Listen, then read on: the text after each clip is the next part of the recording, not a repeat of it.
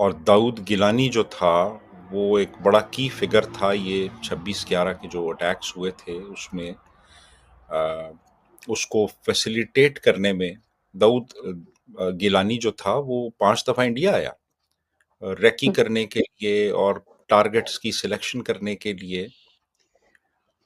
اور وہ اس وقت امریکہ میں قید ہے وہ بندہ، اور یہ اس کا ایک قریبی ساتھی تھا اور اس نے اس کو فیسیلیٹیٹ کیا. فائنینشلی اس نے فیسیلیٹیٹ کیا، لاجسٹیکلی فیسیلیٹیٹ کیا. کلوز ایسوسیشن تھی ان دونوں کی اسکول کے زمانے سے. یہ دونوں کیڈٹ کالج حسن ابدال میں پڑھتے رہے. تو اب اس بندے کو انویسٹیگیشن کے لیے انڈیا لایا گیا ہے. امریکہ نے ایکسٹراڈائٹ کیا اسے، اور جب انویسٹیگیشن ہوگی NIA نیشنل انویسٹیگیشن ایجنسی جو دلی میں ہے، وہ اس کے ساتھ انہوں نے انویسٹیگیشن شروع کر دی ہے. تو بہت سے انکشافات ہوں گے، بہت سی چیزیں سامنے آئیں گی، اور جو شخص بھی معصوم لوگوں کے قتل میں انوالو ہوتا ہے وہ ایک ٹیررسٹ ہے. اس کا تعلق کسی بھی ملک سے ہو، کسی بھی مذہب سے ہو، وہ ٹیررسٹ ہوتا ہے اور اس کو ٹیررسٹ ہی کے طور پہ دیکھا جانا چاہیے.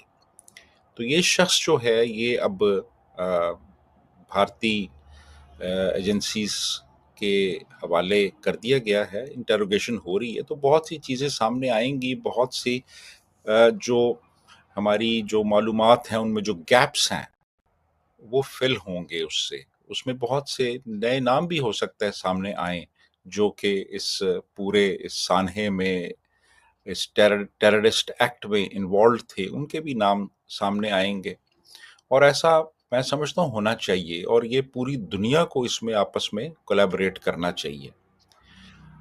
تو ایک بڑا میں سمجھتا ہوں کہ ایک بڑا ایک سٹیپ ہے اس بندے کا بھارت لایا جانا، اور میرا خیال ہے اس سے اور مزید پریشر بلڈ ہوگا باقی جو لوگ ہیں ان کی ایکسٹریڈیشن پہ بھی.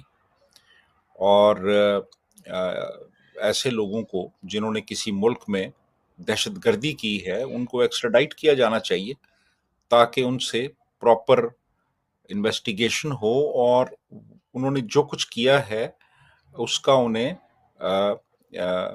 حساب ملے، ان کو سزا ملے. بالکل. جی دیکھیے، ڈول نیشنلٹی تو رکھی جا سکتی ہے. ایک پاکستانی شہری جو ہے وہ امریکن نیشنلٹی بھی رکھ سکتا ہے.